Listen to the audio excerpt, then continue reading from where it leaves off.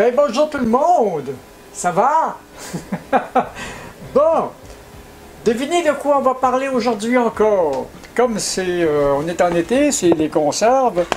Ben, puis que j'ai fait de la sauce tomate, j'ai fait du ketchup.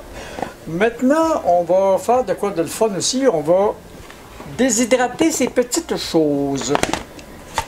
Parce que cette année j'ai changé l'emplacement où j'ai envoyé mes plants de tomates sur la propriété parce que la grandeur de mon terrain est assez conséquente et j'ai beaucoup d'arbres et j'ai beaucoup de choses. Puis l'ancien emplacement était rendu beaucoup trop ombragé, beaucoup d'arbres pompaient trop de ressources et je n'avais plus de rendement. Donc j'ai fait ce changement-là. J'ai eu un rendement comme je n'en ai pas eu un depuis des années. Alors ce que l'on va faire, c'est pas très compliqué là, pour déshydrater ça. Il s'agit de mettre le four autour de entre 60 et 65 degrés Celsius, à peu près autour de 140-150 Fahrenheit, dans ces coins-là.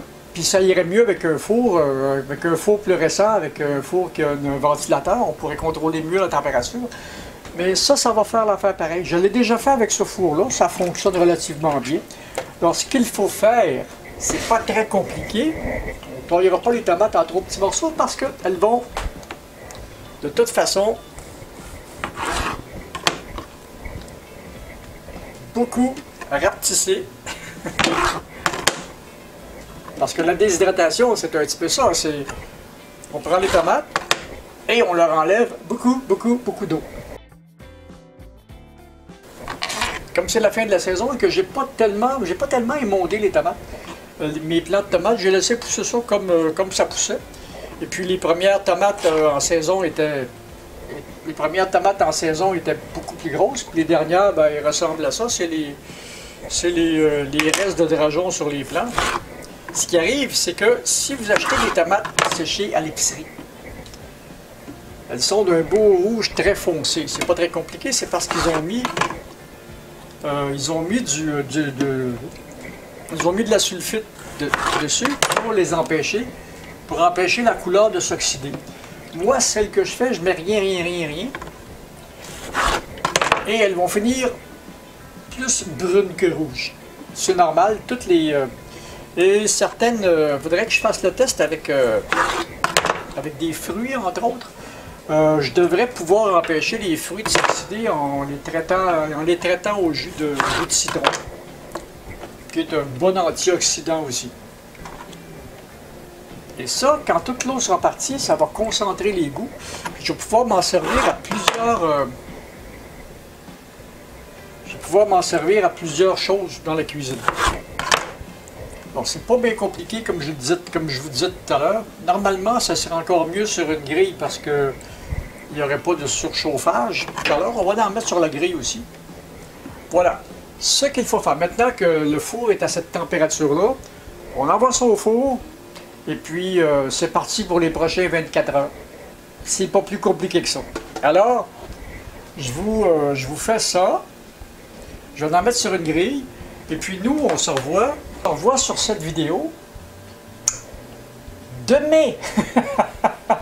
En attendant, les tomates vont sécher. À demain. Voyez-vous, c'est pas très compliqué. Hein?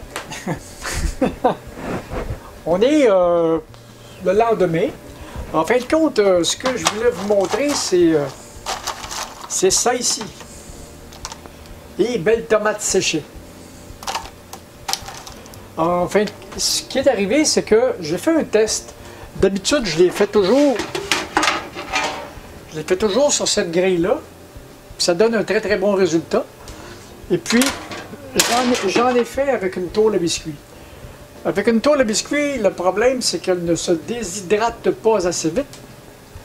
Et avec la grille, elle se déshydrate beaucoup plus vite. Donc, la solution, j'avais dit qu'on en aurait pour à peu près 24 heures. En réalité, ça a pris une douzaine d'heures. Parce que j'avais des fait en pas mal de petits morceaux.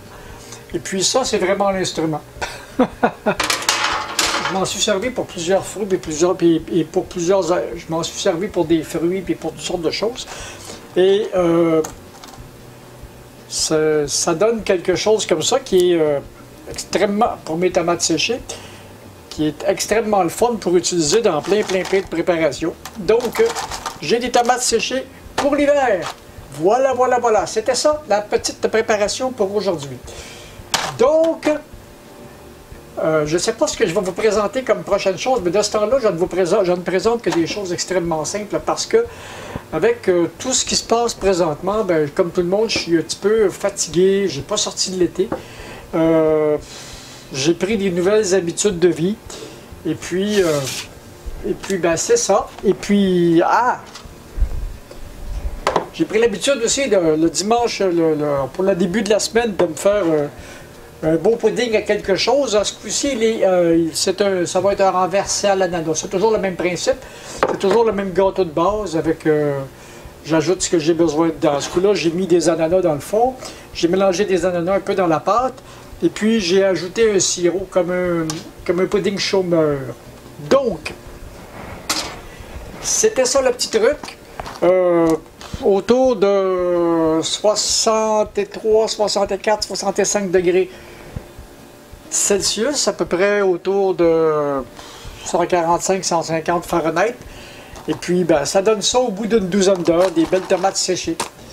Je vais le faire, je le fais aussi avec des fruits.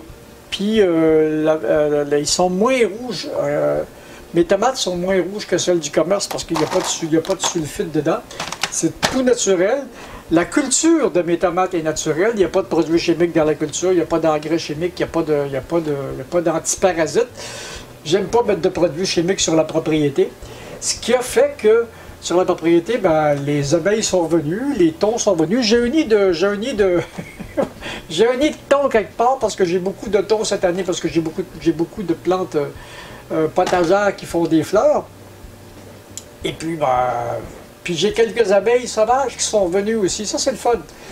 Donc, puis quand on met beaucoup de produits chimiques, ben, ces aides pollinisateurs-là disparaissent. Donc, j'ai eu cette année beaucoup de thon sur la propriété parce que j'avais beaucoup plus de culture. Et puis, il y a un nid quelque part qui fait qu'il y en a un de temps en temps qui rentre dans la maison. Bon, ben, ça a l'air qu'il faut vivre avec. Et puis, la nature, c'est la nature. Donc, je vous remontre encore mes belles tomates séchées. Et à la prochaine! Je ne sais pas ce que je vais vous présenter, mais ça va sûrement être le fun. Puis, abonnez-vous, là. Abonnez-vous.